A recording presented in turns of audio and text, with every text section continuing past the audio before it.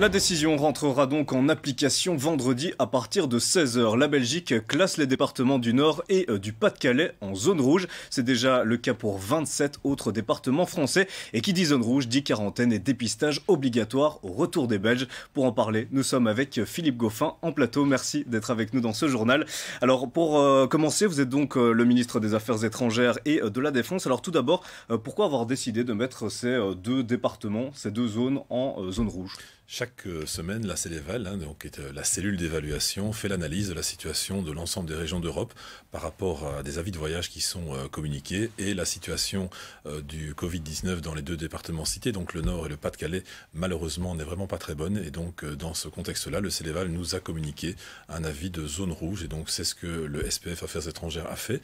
Donc nous avons annoncé aujourd'hui que dans un délai de 48 heures, c'est-à-dire vendredi à partir de 16 heures, ces deux départements seront eux aussi classés comme d'autres départements désormais en rouge.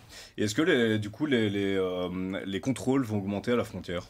Voilà, il faut bien distinguer. Donc c'est la première fois finalement depuis l'été que des zones frontalières de la Belgique sont classées en rouge et donc clairement les voyages essentiels restent évidemment autorisés.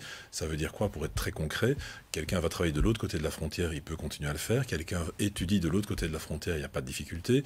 Quelqu'un doit aller chez son médecin, là aussi il n'y a pas de difficulté particulière. Mais par contre, quelqu'un qui voudrait faire du tourisme dans ces deux départements ne pourra plus à partir de ce vendredi, sauf évidemment en retour, évidemment pour ces personnes, au-delà de vendredi, la quarantaine et le testing obligatoire, mais clairement, pour le moment, il y a une interdiction de voyage dans ces deux départements. Et donc concrètement, on va dire que les journées shopping à Lille ou aller à la Côte d'Opale, c'est interdit. Par contre, pour un travailleur transfrontalier, ou si je veux me rendre à un petit commerce où je me rends d'habitude, ça c'est permis. Voilà, donc il faut être très pragmatique. L'idée, effectivement, quand on prend ce genre de mesures, ce n'est absolument pas pour embêter, évidemment, les Belges, c'est pour faire en sorte que le virus ne se diffuse pas, ne se propage pas encore davantage. C'est vrai que ces deux régions-là sont problématiques pour la France. D'ailleurs, la France elle-même les a classées en rouge, ces deux départements-là.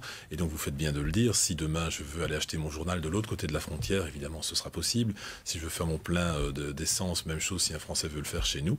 Mais au-delà de ça, c'est vrai que ça sortira du cadre des voyages dits essentiels et donc ce ne sera plus possible. Et Philippe Goffin, pour conclure, vous êtes convaincu que la méthode de zone couleur reste la bonne solution. Beaucoup se plaignent, notamment les agences de voyage, de changements si violents, si abrupts.